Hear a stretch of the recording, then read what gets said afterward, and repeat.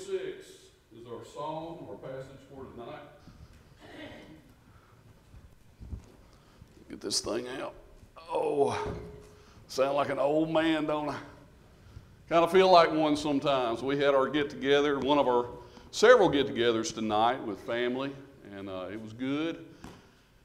It was good.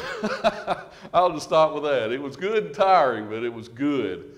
And I was talking to Ronnie this morning about that, and he said, enjoy it while you can. And I know Ronnie, as well as so many of you, are missing your loved ones that have passed on. This is a time of year where it's a time of joy, a time of happiness, a time of family and friends, and it's also a time of depression for a lot of people as well because of the obvious. So many people that have passed on that we love and that we miss so much. And this is the holiday season, and it's a time that you always get together with family, and so that's what's on your mind.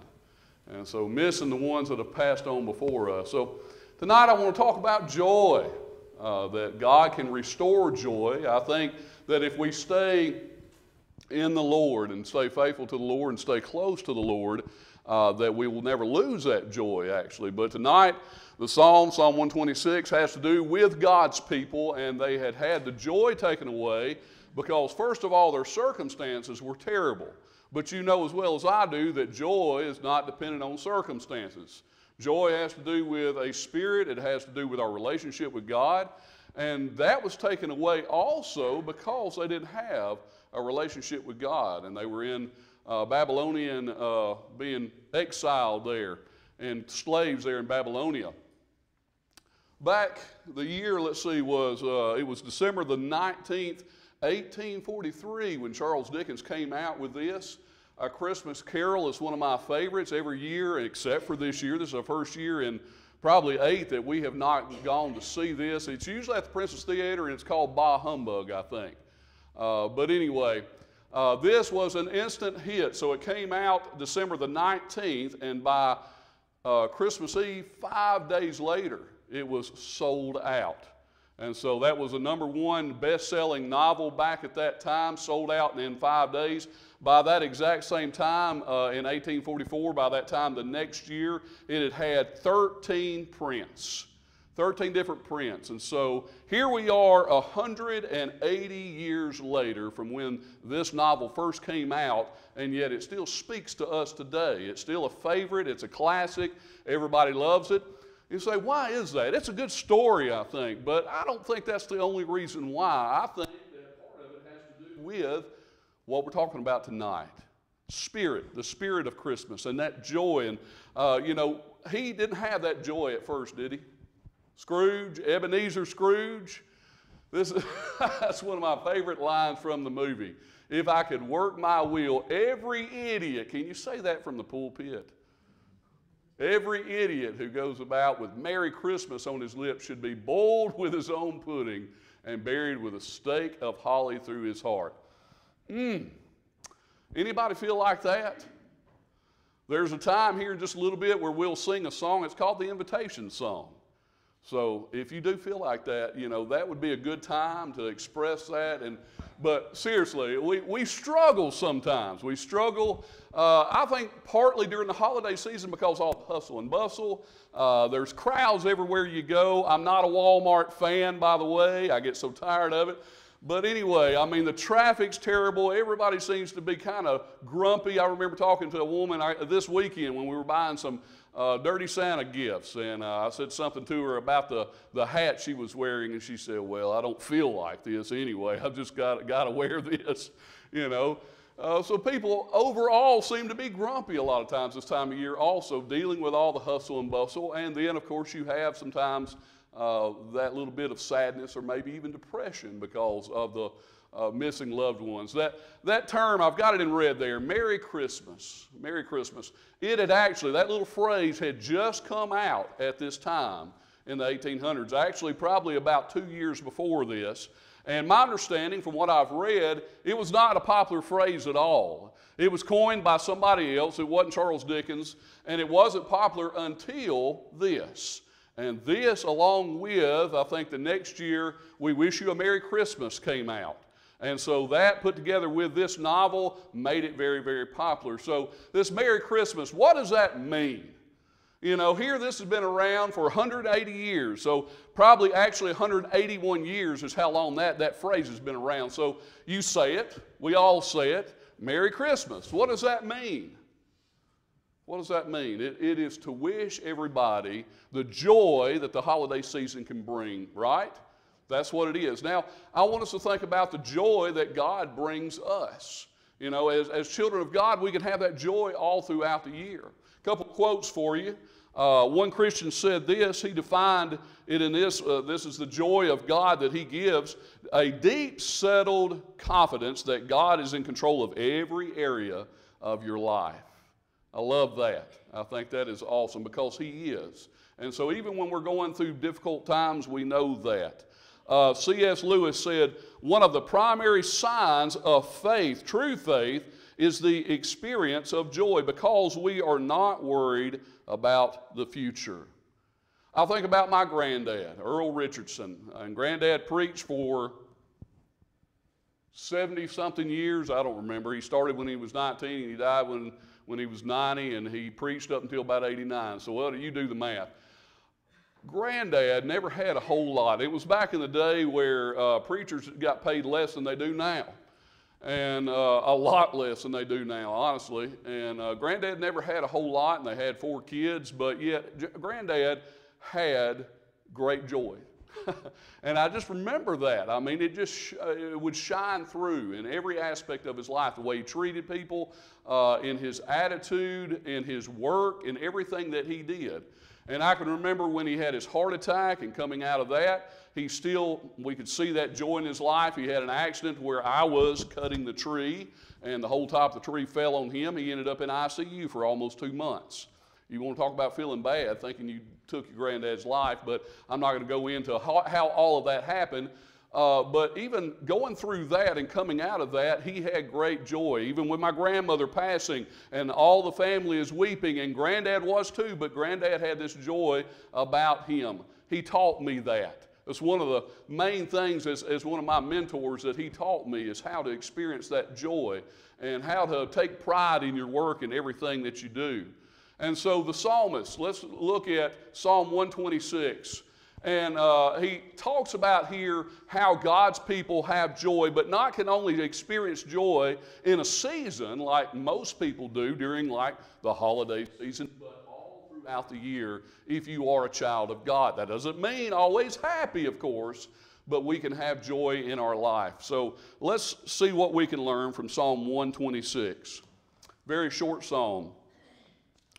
Beginning verse 1, when the Lord brought back the captivity of Zion, we were like those who dream. Then our mouths was filled with laughter and our tongue with singing. Then they said among the nations, the Lord has done great, great things for them. And the Lord has done great things for us, and we are glad. And so the very first thing that we see here is that they found joy over God's provision, what God gave them. And the number one thing that he's talking about here is freedom. God gave them freedom. So let's go through and look at this. 1a, it says, when the Lord brought back the captivity of Zion. So what he's talking about, of course, Zion's there is Jerusalem is what he's talking about. And what he's talking about is a time where God's people, Israel, was in Babylonian captivity, and he's talking about those first ones that actually got to return from that. And so in the goodness of God, he set them free in a sense. Now, think about it this way. We have several enemies, but think about if Russia came against us. And I don't know if you like war documentaries, but I do. I absolutely love them, and I've been watching one, World War II at the front line. I already watched the one in color. This is the front line, but it's also in color. And so it talks about, you know, of course, the exploits and how Germany took over and everything. But most of the time, Germany, when they would come in a place, they would occupy that country, and then they would, of course, take over, and they would have slave camps and things like that. But there were some places where they actually took the people back to their homeland and made them work in their homeland. Now, could you imagine that? It'd be bad enough to be a slave in your own land, but to be taken out of your land and to go somewhere else and have to work for somebody. So just imagine somebody coming here to the United States of America and taking us back, if it was, say it was Germany, and they took us back there working. Could you imagine the joy that we would experience if we were being able to start coming back as a people, as a nation? And so that's the joy he's talking about here. He's talking about the joy of liberation, the joy of freedom. Then he says in 2a, he says, our mouth was filled with laughter and our tongue with singing. They were thankful to God. They were praising God. They were worshiping God. And you can see that. You know, one of the ugliest things I think that there is ingratitude, don't you think? It really is. And so they were thankful because of what God was doing for them, bringing them back from captivity. In 2b and 3 it says, they said among the nations, the Lord has done great things for them. The Lord has done great things for us, and we are glad. Notice the Lord has done great things for them. So what he's talking about there is the news has spread all over the place. And so that's other people at first that were saying, wow, the Lord has done great things for them. And then that's them speaking, saying, yes, the Lord has done great things for us. Well, how did all of these people know? Well, what does it say? Then they said among the nations, right? So they spread the news. God had done great things for them, and so they prayed fervently, redevoted their lives to God. God, through a lot of different circumstances, brought them back to their homeland, and so they're excited about it. And they're singing and they're praising God, but not only that, they're telling other people about it. Now, think about how that relates to us today. How we have been set free. Let me read something to you, and you know this. John chapter 8, beginning with verse 31. Then Jesus said to those Jews who believed him, if you abide in my word, you are my disciples indeed. And you shall know the truth, and the truth shall make you free, he says. And they answered him, we are Abraham's descendants and have never been in bondage to anyone. How can you say you will be made free? And Jesus answered them, most assuredly I say to you, whoever commits sin is a slave to sin, and a slave does not abide in the house forever, but a son abides forever. Therefore, if the Son makes you free, you shall be free indeed. And so we've been made free, have we not? From the bondage of slavery, of sin. And isn't that a great feeling? Has it been so long since we've been set free from that we've forgotten that? And so are we joyous about that? Are we praising God about that? Are we thanking God about that? And here's the question, are we telling other people about that freedom that we find and that joy that we find in Him? The second thing that we see here is that they had joy over God's blessings. And so notice what he says here in verse 4. It says, bring back our captivity, O Lord, as the streams in the south. Now, as the streams in the south is referring to the homeland, Jerusalem, and the south part of Jerusalem was a vast desert. And so it didn't rain there just a whole lot, and it had all of these creeks and things, if you will, that had been washed out because it would go for a drought season for a long time, and then it would pour rain. And you know what happens when you've had drought and all the ground is baked and hard, and then all of a sudden you have pouring rain, then it's going to cut trenches and stuff in the ground. And when that would happen, they would do without water for a long time. They'd have a lot of water come. Not only would they have the water, but everything would blossom. Everything would blossom and would be absolutely beautiful. And that's really what he's talking about there, is how beautiful it is to have God's providence, to have His care that is beautiful, saving, refreshing, and restoring. He says, bring back our captivity. You say, well, I thought they were praising them for their liberation. Well, yes, he's talking about the remnants. He's talking about the rest of God's people. So they are praising God for initially the ones that have been set free, been able to come back home, but they're also praying, asking God, will you please deliver the rest of our people back home? And they're praying for something that they cannot accomplish themselves. What about you and your prayers? Do we do that? Do we pray for things that we can't do ourselves, that only God can do? They knew that they could not return themselves without God's help, and so they're praying for God's help. Please deliver the rest of our people back to our homeland. Praying for things that only God can give us. And then when we experience the joy that only God gives, notice there, we were like those who dream. Don't you love that? It's very poetic. We were like those who dream. It's talking about enjoying God's blessings, and when we enjoy God's blessings, we're like dreamers, you know. It's so wonderful that God has blessed us in that way. Another thing here is we see the joy over God's work. Joy over God's work. So notice verse 5 and 6. It says, those who sow in tears shall reap in joy. He who continually goes forth weeping, bearing seed for sowing, shall doubtless come again with rejoicing, bringing his sheaves with him. And so he's talking about the cause and effect, really, of sowing and reaping here. And so it's the promise that God has given all his people all throughout time, back then and today, that faithfulness will always result in fruitfulness. Always result in fruitfulness. Verse 5, those who sow in tears shall reap in what? Joy. That's exactly what we're talking about. Have you ever seen Fiddler on the Roof? Most of you probably have. That's a classic, Broadway classic. I grew up on that. Bless my heart, right? That was another one, talking about Granddad. That was one of their favorites. And so getting together every year with them and during the holidays, that was a classic. That was going to be played. Somewhere in the house, there's going to be a group watching that. So I've seen that over and over again. Well, there's a line in that movie that goes like this. It says, he describes in song that life is one season following another, laden with happiness and tears.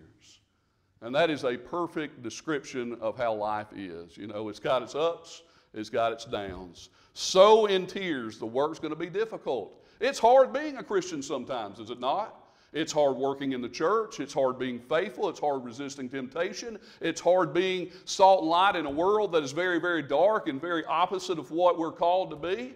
I mean, it's very, very hard. But then he says that we will reap in joy. Great is the reward. Amen? Great is the reward to those of us who sow in tears, who continue to be faithful to the Lord. Do you feel joy this holiday season? I hope that you do. I hope that you do. If not, how is your relationship with God? How close are you to God? This morning we were talking about the promises of God. You know, is that something that is real to you? You know, today we hosted this get-together at the house, and it just reminded me of how short life is. And just talking to Ronnie today, and it got me thinking about his folks, but my Aunt Liz, I thought, you know, for 20-something years, we had our get-together over at Mama's every single Sunday, and she was always there, and it was her and her kids and my parents and us, and a very close-knit family. And since my grandparents have been gone, you know, that has not been the case. Even though we love each other, we don't get together. But Liz always went out of her way, you know, to make us feel special. Every birthday, she would call me on the phone, even as an adult, a young adult, and sing happy birthday to me. Love her. Today, she turned 80, today. And so we had a special chair set up for her with balloons and everything, and a cake and everything. So we were there for Christmas, you know, but we were also there to celebrate her. And just watching her, she didn't half know what was going on half the time, didn't seem like, you know, because she's just kind of reached that point in her life. Life is short, is it not? It's too short to let the bad things get you down. Enjoy your blessings. Enjoy what God has given you. Enjoy your friends and your family, because we never know when that's going to be taken away. It's too short to not be right with God, to not have that peace of mind when you pillow your head at night. So I want to encourage you this evening, if there's something that we can do to help you to be right with God, so that tonight you can go to bed with 100% in your mind, knowing that you are in a saved condition. If we can help you with that in any kind of way, let us know while together we stand and sing.